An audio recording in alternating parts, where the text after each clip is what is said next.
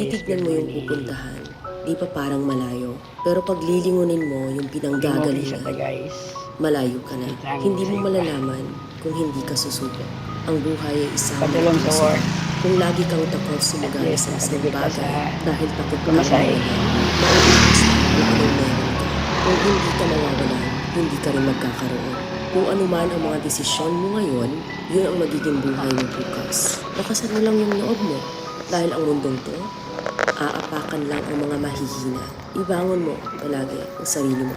Balang araw, magugulat ka na lang Down, na ang layo na pala ng narating Down, mo. down Kahit na mabagal ang progress, basta may usad at kumikilos ka. Okay na yan. Wala tayong magagawa. Ganyan talaga ang proseso ng Balag-balag na buhay. si Blau. Lahat tayo nakakaranas ng hirap.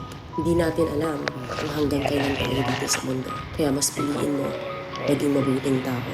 Ang pinakayaman na maituturing natin sa sarili ay ang ating mga pangarap. Kapag handa ka na abutin yung mga pangarap mo, hindi ka maghihirap. Kung lagi kang mapinagdaanan sa buhay ng pagsubok, o wepa ng yan na isa ka Guys. sundalo.